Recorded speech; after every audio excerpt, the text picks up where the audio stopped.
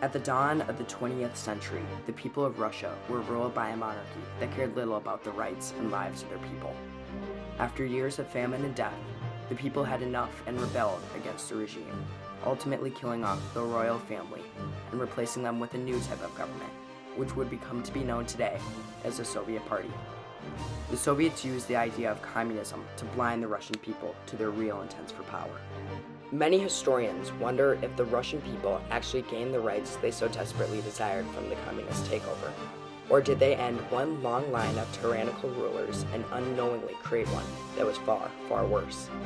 In this documentary, we will go through the rise of the Soviet Union and discuss how the new government stripped the Russian people of their rights without them ever even knowing. To truly understand the significance of the Soviet takeover, we must go back to the origins of the Soviet Party. At the start of the 20th century, the Romanov family ruled Russia with an iron fist.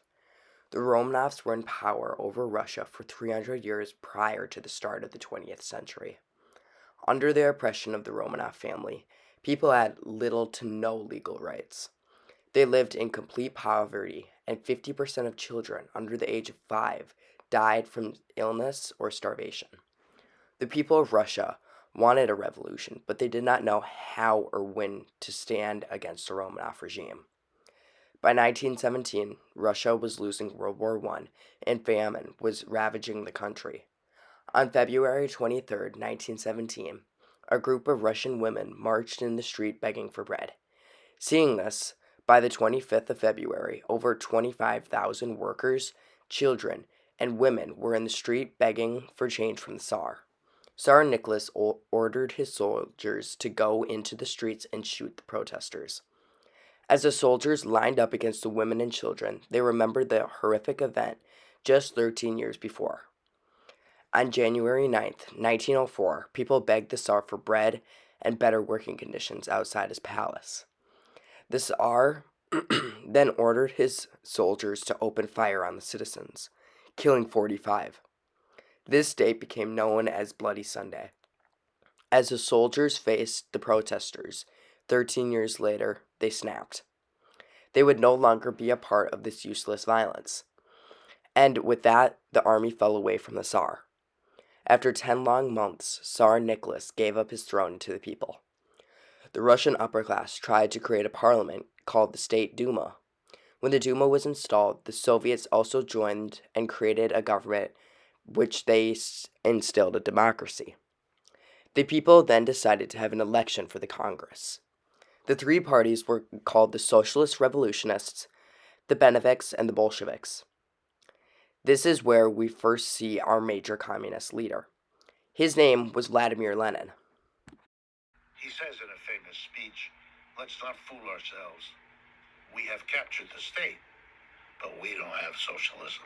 We have to create that. We have to move towards that." Lenin was the leader of the Bolshevik Party and urged the people to put all their faith and freedoms into the Soviet Party. The Russian people loved his ideas, and his popularity grew after the parliament decided to re-enter World War I. On July 23rd of 1917, the workers rebelled against the new formed democratic government. The people went to Lenin seeking his leadership. He told the Soviet branch to overthrow the provisional branch. The Soviets, however, were scared to do so because they believed they needed each other to exist as a democratic government. But they eventually gave in to the people in late October of 1917. This is when the Soviet government we know today was born. Lenin died 7 years later and gave power to his young student Joseph Stalin. Stalin started to put all the power of government into the hands of a select few individuals, causing the same problem that the people of Russia had with the Romanovs just years earlier.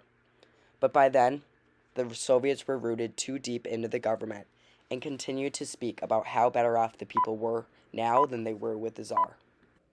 As these new ideas of the Soviet government set in upon the people of Russia, a new question arose. Did the Russian people actually have more rights and freedoms with the communist regime than they did with the Tsar? We believe that the Soviet government's use of communism did result in some good for the people. The people would have rights to education, equal pay, and the right of choosing their future. This, however, only solved the short-term problems. Before we can see how this negatively affected the people in the coming years, we first need to know what communism actually is. Communism was the idea of equality to all people. This included equal pay to all and the same amount of rights as everyone else. This meant that no one was above the system. This sounds great in theory, but in reality, it gives all the power to a small group of people in government, therefore making the government corrupt and impacting the rights of the people.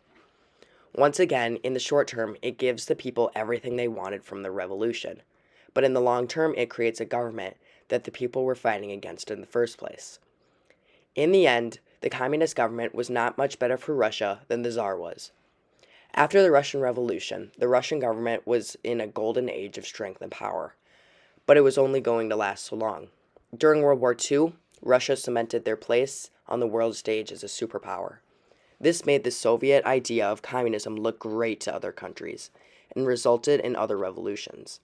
The most famous of these was the Chinese Revolution, where the people overthrew the emperor and instilled their own communist government. In the end, however, these governments ended up the same way as the communist regime, a dictator-like government that oppresses its people. The idea of the Tsar was not as problematic, though. The reason for the revolution was not the idea of having a Tsar, but what the Tsar was doing. If the Russian people just replaced the Tsar with another leader and took some power from him and balanced it out with a counterbalance of government, they could have avoided these problems altogether.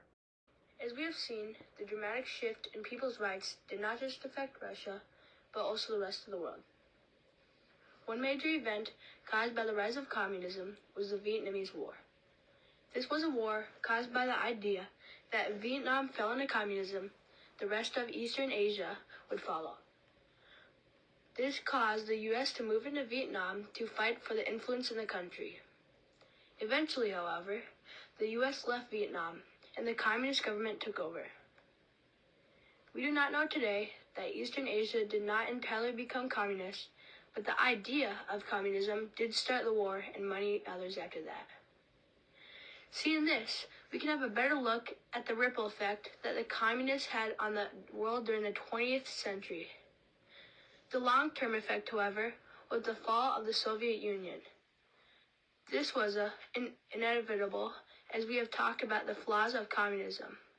But the sudden fall of the world superpower caused all the other countries, which turned to communism too quickly, change their government or face the same fate that had been inflicted on Russia. Now that we have talked about the long and short-term impacts of the communism on the world as a whole, we must now talk about how the rights of people were affected during this time. In the short term, the people living under the communist governments thought that they had all the rights and that they could ever want. But they quickly learned the truth. Governments who were built on communism dream would quickly become regimes and oppressive to their people. Take North Korea, for example. They used communists to rebuild their whole life, and just 50 years later, they are known as the most isolated and oppressive government in the world. The people aren't even allowed to speak their mind without facing consequences of jail or death. So knowing this, we can answer the question of did the Russian people actually earn their rights from the Soviet takeover? Through the years of Russia being ruled under a communist government, we see that the people really did not earn the rights they desired. They experienced partial rights in the first years of the communist regime, but their lives slowly reverted back to what they were like with the Tsar, or even worse. As we have talked about, this problem of communism did not just apply to the people of Russia, but also other countries who built themselves on communism as well. Communism is just the idea of equality to all working-class citizens, but this idea is flawed in its base of thinking. Therefore, communism can never be used as a counter to governments that we see used today. In the end, the people probably would have been better off with the Tsar than the Soviets.